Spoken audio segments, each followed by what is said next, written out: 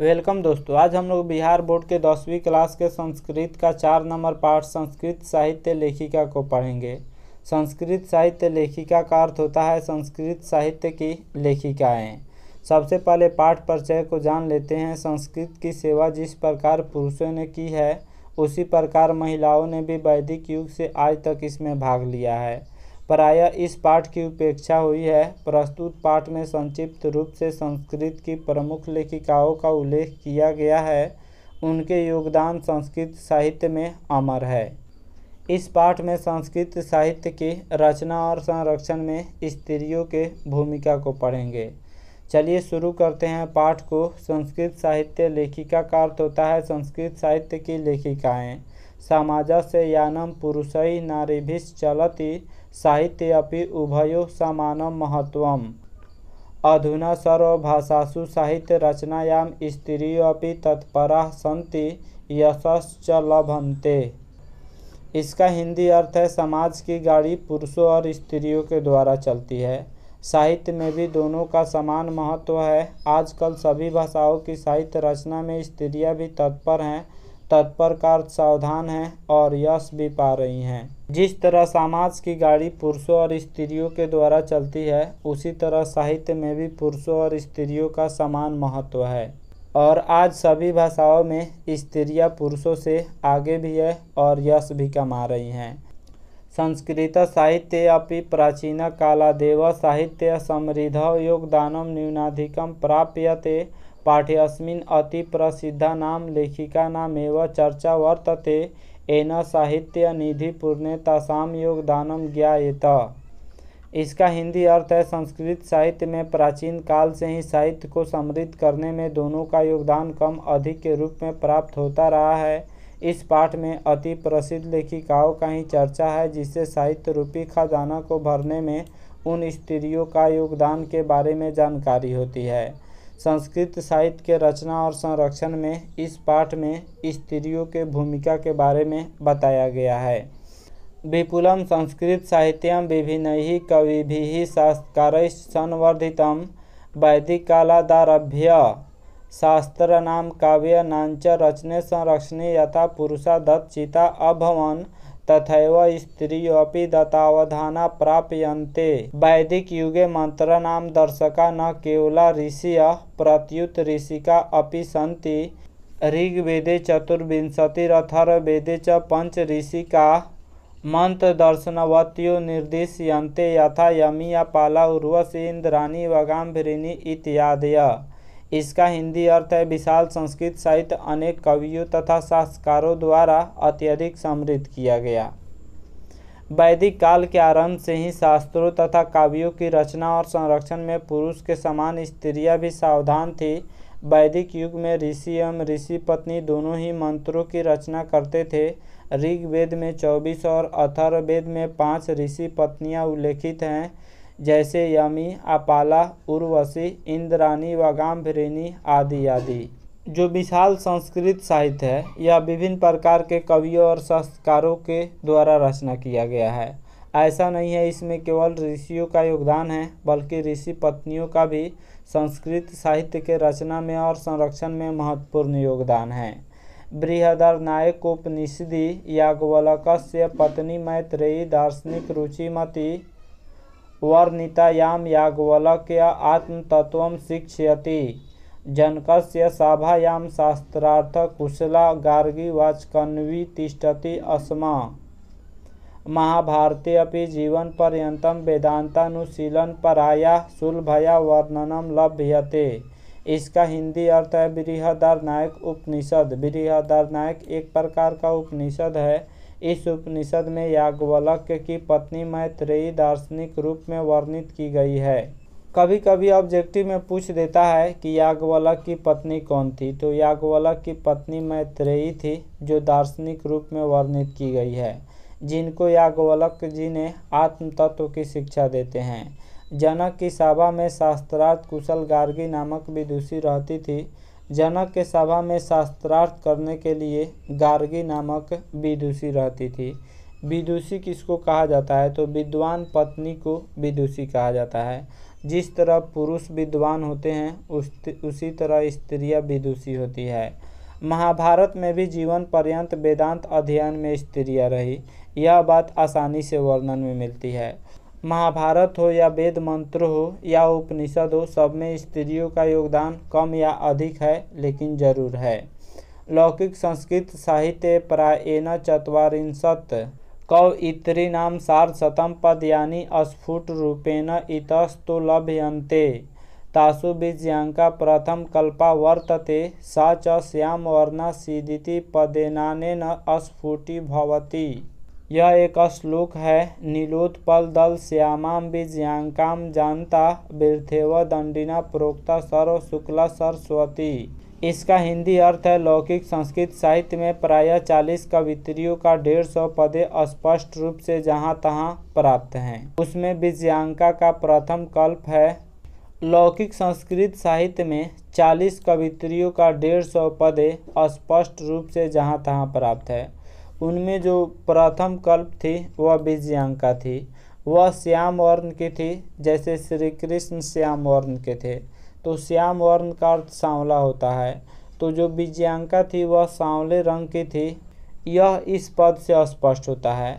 यह पद दिया हुआ है, एक श्लोका है। इसमें विजयांका को श्याम वर्ण बताया गया है, यानी श्री कृष्ण जिस रंग के थे उसी रंग के इसमें बताया गया है। नीले कमल के समान श्याम वर्ण की विजयांका को न जानते हुए सरस्वती को सर शुक्ला दंडी द्वारा व्यर्थ ही कहा गया। विजयांका जो थी वह श्याम वर्ण की थी और उनके पास सरस्वती का विशाल भंडार था। तो उनके रंग से मतलब नहीं था, बल्कि उनके पास ज्ञान का एक विशाल भंडार था। उसी के बारे में इस श्लोक में कहा गया है।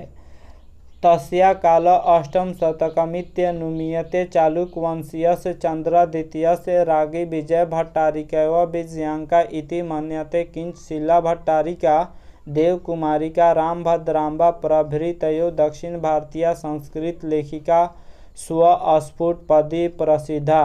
इसका हिंदी अर्थ है, उनका समय 8वीं शताब्दी अनुमान किया जाता है।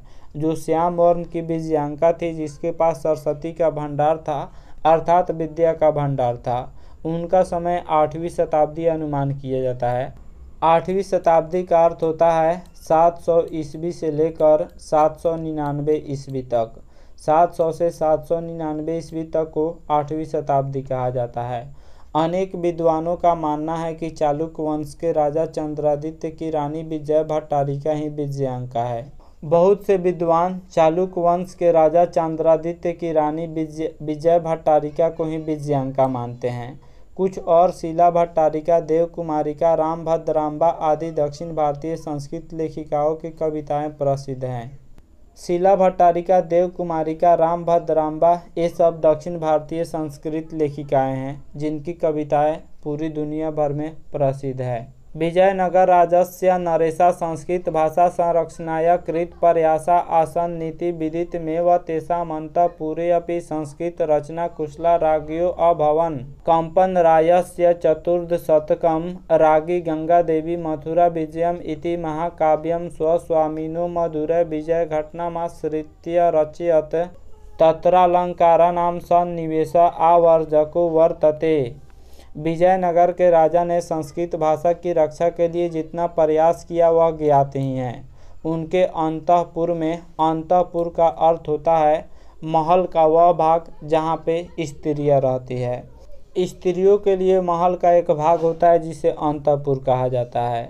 तो विजयनगर के राजा ने संस्कृत भाषा के रक्षा के लिए बहुत अधिक प्रयास किया हुआ था।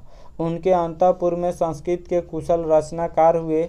14वीं शताब्दी में कंपन राय की रानी गंगा देवी मथुरा विजयम नामक महाकाव्य की अपने स्वामी विजय घटना के आश्रय में रचना की।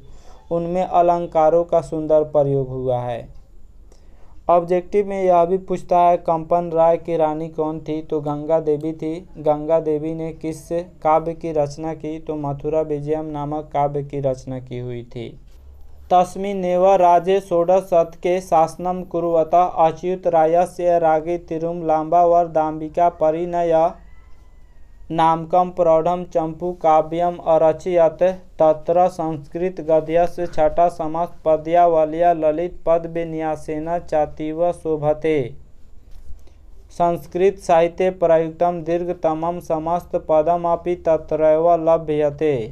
इसका हिंदी अर्थ है, उनके ही राज में 16वीं शताब्दी में राज करते हुए अच्युत राय की रानी तिरुमलांबा ने वरदामिका परिणय नामक विशाल चंपू काव्य की रचना की। विजयनगर के राज में 16वीं शताब्दी में राज करते हुए अच्युत राय की रानी जो तिरुमलांबा थी, उसने वरदामिका परिणय नामक विशाल चंपू काव्य की रचना की। काव्य को इंग्लिश में पोएट्री कहा जाता है। एक होता है गद्य और दूसरा होता है पद्य। तो पद्य को काव्य कहा जाता है जिसमें श्लोक आता है, गीत आता है, कविता आता है, तो उसी को काव्य कहा जाता है। जैसे दुनिया का सबसे बड़ा काव्य कौन है, तो महाभारत है। दुनिया का सबसे बड़ा काव्य महाभारत है, उसमें 1 लाख श्लोक है। उनमें संस्कृत गद्य की छटा तथा सुंदर पद विन्यास अति रमणीय हैं। वरदामिका परिणय नामक विशाल चंपू काव्य में संस्कृत गद्य की छटा तथा सुंदर पद विन्यास अति रमणीय यानी बहुत अधिक मनोहर है, मन को हर लेने वाला है। संस्कृत साहित्य में लंबे समस्त पद का प्रयोग उसी में हुआ है। वरदामिका परिणय नामक विशाल चंपू काव्य में लंबे समस्त पद का प्रयोग हुआ है।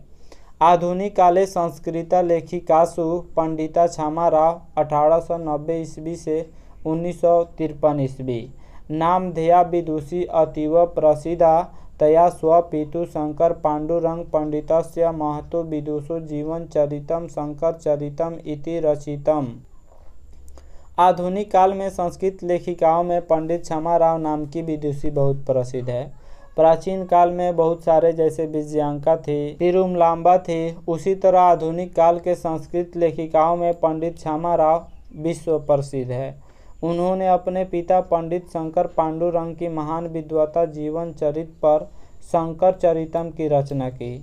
गांधी दर्शन प्रभाविता सा सत्याग्रह गीता मीरा लहरी कथा मुक्तावली विचित्र परिषद यात्रा ग्राम ज्योति इत्यादि अनेक पद्य ग्रंथान प्रणीतवती। वर्तमान काले लेखनरतासु कवित्रीषु पुष्पा दीक्षिता वनमाला भवालकर मिथिलेश कुमारी मिश्र प्रभृतयो अनुदिनं संस्कृत साहित्यं पूरयन्ति।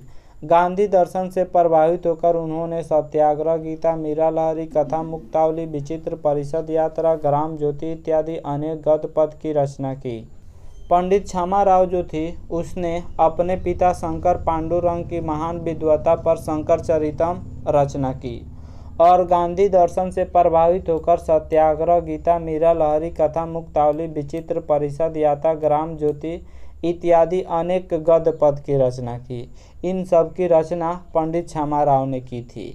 इस समय लेखन कार्य में संलग्न कवित्रियों में आज के इस काल में लेखन कार्य में संलग्न कवित्रियों में पुष्पा दीक्षित है, वनमाला भवालकर है, मिथिलेश कुमारी मिश्र है आदि आए दिन संस्कृत साहित्य को पूरा करते हैं। तो हम लोगों ने इस पाठ में संस्कृत साहित्य की लेखिकाओं के बारे में पढ़ा। आशा करता हूँ यह वीडियो आप सब किसी को काफ़ी पसंद आया होगा। हमारे चैनल को सब्सक्राइब करें, इस वीडियो को लाइक करें तथा अधिक से अधिक शेयर करें। Thanks for watching my video.